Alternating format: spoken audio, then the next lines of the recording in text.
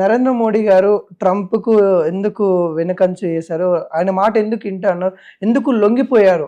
ట్రంప్‌కి ఎందుకు లొంగిపోయారనే ప్రశ్న కూడా వస్తా ఉంది. డొనాల్డ్ ట్రంప్‌కి ఎందుకు ఆపాల్సింది? మన పీఓకేని మనం తీసుకునేదాకా ఫైట్ చేయాలి గదా! అలాంటి సిట్యుయేషన్ ఇప్పుడే మంచి సిట్యుయేషన్ వచ్చింది. మరి ఇప్పుడు అలాంటి సిట్యుయేషన్‌లో మోడీకి లొంగిపోయి నరేంద్ర మోడీ తీసుకున్న నిర్ణయాలు సరైన నిర్ణయాలు కావు.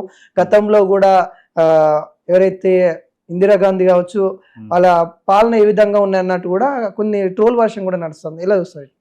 ఇప్పుడు నరేంద్ర మోదీ గారు ఫస్ట్ ఆఫ్ ఆల్ యుద్ధం చేయదలుచుకోలేదు, పాకిస్తాన్కు పనిష్మెంట్ ఇవ్వదలుచుకున్నారు. మన భారతదేశ స్త్రీల యొక్క నుదుట సింధూరాన్ని తుడిచే ప్రయత్నం చేస్తే వాళ్ళ యొక్క రక్తం కళ్ళ చూస్తానని చెప్పి నరేంద్ర మోదీ గారు స్పష్టంగా చూపించారు. రెండవది, వాళ్ళ భూభాగంలో చొచ్చి 100 కిలోమీటర్ల లోపల దాకా వెళ్ళి ఎంత నష్టం చేయనో అంత నష్టం చేసి చూపించారు. వారి ఎయిర్ బేస్లు అవి ఇవి సర్వనాశనం చేసి దర్జాగా మన సైనికులు తిరిగి వచ్చారు. ఇప్పుడు జరిగే నష్టం అంతా జరిగిన తర్వాత, ఇరగాల్సిన బొక్కలన్నీ ఇరిగిన తర్వాత, ఇప్పుడు చైనా కానీ అమెరికా కానీ వాళ్ళందరూ మావోడే జరిగి ఇడిచిపెట్టరా దండం పెడతా అని వస్తారు కాలబేరానికి. అప్పుడు మనం ఏం చేయాలి? ఒక ఎదుగుతున్న దేశం మనం ఇప్పుడు ఆల్రెడీ ప్రపంచంలో 5వ అతిపెద్ద ఆర్థిక వ్యవస్థగా మనం ఎదిగినాం. మన లక్ష్యం 3వ ఆర్థిక వ్యవస్థగా ఇప్పుడు తయారవడం. భవిష్యత్తులో ఏదో ఒక రోజు ప్రపంచంలో నెంబర్ 1 ఆర్థిక వ్యవస్థగా మనం తయారవుతామన్న భయం అమెరికాకు, చైనాకు, ప్రతి దేశానికి ఉంది. సమర్థుని మీద ప్రతి ఒక్కరికి జెలసీ ఉంటుంది. మనతో ఎంత స్నేహం చేసినా కూడా వాళ్లకు భారతదేశం ఎక్కడ మమ్మల్ని అధిగమిస్తుందని ఒక రకమైన జెలసీ ఉంటుంది. మన మీద ఆ కోపంతోనైనా ఆ జెలసీతోనైనా పాకిస్తాన్కు ఖచ్చితంగా సహాయం చేస్తారు. ఇటువంటి సందర్భంలో ఉరికి ఎల్లెలకల వాడే కంటే సింహం లెక్క 10 అడుగులు వెనుకగేసిందంటే సమయం వచ్చినప్పుడు మళ్ళీ 100 అడుగులు ముందుకేయచ్చు అనేది నరేంద్ర మోదీ గారి యొక్క యోజన.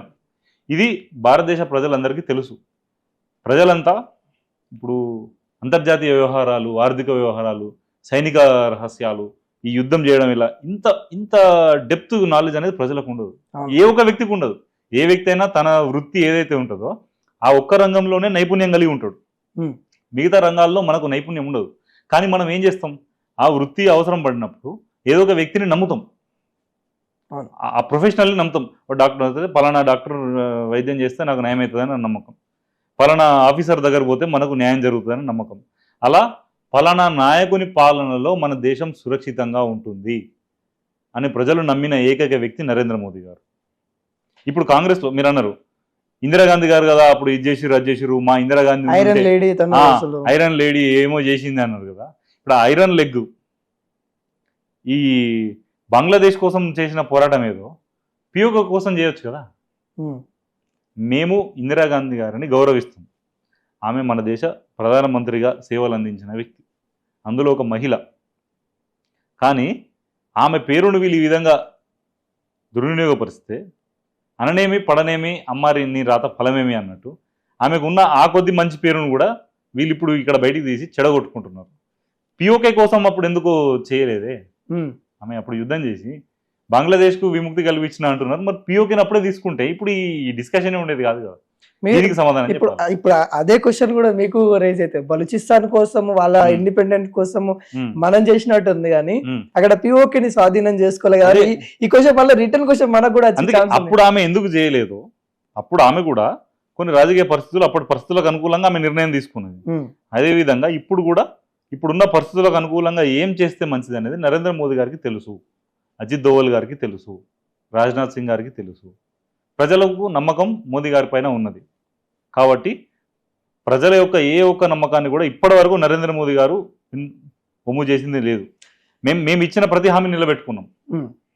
అయోధ్య రామ మందిరమే కావచ్చు, వఫే కావచ్చు, త్రిపుల్ తలాగే కావచ్చు, ఆర్టికల్ 370 కావచ్చు, ఏదైనా కావచ్చు. రేపటి రోజున పిఓకేను స్వాధీనపరచుకోవడం కూడా ఖచ్చితంగా చేసి తీరుతాము. అప్పుడు అది జరిగిన తర్వాత మాట్లాడుకుందాం. ఇంకొక విషయం కూడా అంటే ఇందాక కాంగ్రెస్ వాళ్ళు ఆరోపించడంలో సరే వాళ్ళు ప్రతిపక్షంగా ఉన్నారు సో మనం అనుకోవచ్చు. కానీ బీజేపీ వాళ్ళు కూడా మధ్యప్రదేశ్ సంబంధించిన డిప్యూటీ సీఎం అదేవిధంగా మినిస్టర్స్ కూడా కొంతమంది డైరెక్ట్ గా నరేంద్ర మోడీ గారిని టార్గెట్ చేస్తున్నట్టు వ్యాఖ్యలు చేస్తూ ఉన్నారు. గత కొద్ది రోజుల నుండి చూస్తా ఉన్నాము. ఈ డిప్యూటీ సీఎం అయితే నరేంద్ర మోడీ వెళ్ళి సైనికుల యొక్క కాళ్ళు కడగాలి అని అన్నట్టు కూడా వ్యాఖ్యలు చేస్తా ఉన్నారు. ఈ ఎలా చూస్తా ఉన్నారు అక్కడ? ఇప్పుడు నేను చెప్పాను కదా, వీళ్ళ ప్రొపగండాస్ ఎట్లుంటాయంటే మన వాళ్ళను మనకు చిచ్చు పెట్టి విభజించు పాలించు పాలసీ వీళ్ళది బాగుంటుంది, కాంగ్రెస్ వాళ్ళది, అందులో వాళ్ళ సిద్ధాస్తులు. ఇప్పుడు మా భారతీయ జనతా పార్టీ నాయకులే మమ్మల్ని విమర్శిస్తుర్రు అని చెప్తే కానీ ప్రజలు నమ్మరు అన్న సిచ్యువేషన్ వాళ్ళు అడ్వాంటేజ్గా తీసుకోవాలని చెప్పి దీనిలో సాక్షాత్తు అమిత్ షా గారి వ్యాఖ్యలనే వారు తర్జుమా చేసి వారు మిస్గైడ్ చేసి ప్రజల్లో రాంగ్ మెసేజ్ ఇచ్చినటువంటి పార్టీ వాళ్ళది. కాబట్టి ఇక్కడ కూడా వాళ్ళు అడ్వాంటేజ్ తీసుకొని నెగిటివ్గా తీసే ప్రయత్నం చేస్తూ ఉన్నారు. ఇంకొకటి, నరేంద్ర మోదీ గారు సైనికుల కాళ్ళు కడగాలి అంటే దానికి వెనకడుగేస్తారేమో అనే విధంగా వీళ్ళు కాంగ్రెస్ వాళ్ళు ప్రచారం చేస్తున్నారు. ఈ మూర్ఖులు ఒక విషయాన్ని గ్రహించాలి. ఢిల్లీ వీధులను శుభ్రపరిచేటటువంటి మున్సిపల్ కార్మికులే కావచ్చు, అయోధ్య రామ మందిర నిర్మాణంలో కింది స్థాయిలో పనిచేసినటువంటి కూలీలు కార్మికులు, వీళ్ళు ఎవరైతే కాంగ్రెస్ వాళ్ళు తమ పక్కన కూర్చోబెట్టుకోవడానికి కూడా వెనుకడుగేస్తారో అటువంటి కింది స్థాయి కార్మికులను వాళ్ళ కాళ్ళు గడిగి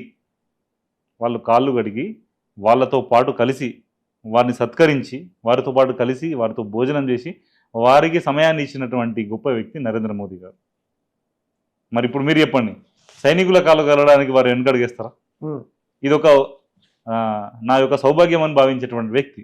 కాబట్టి నరేంద్ర మోదీ గారి మీద వీరు ఎటువంటి ఆరోపణలు చేపించి మీ బీజేపీ వాళ్ళే అన్నారు అని ఉల్టా దానికి ఒక హ్యాష్ ట్యాగ్ పెట్టి ఏదో ప్రయత్నం చేస్తే వాళ్ళే లేలుకలు పడతారు తప్ప ప్రజలు దాన్ని నమ్మే ప్రసక్తే లేదనే విషయం నేను తెలియజేస్తాను.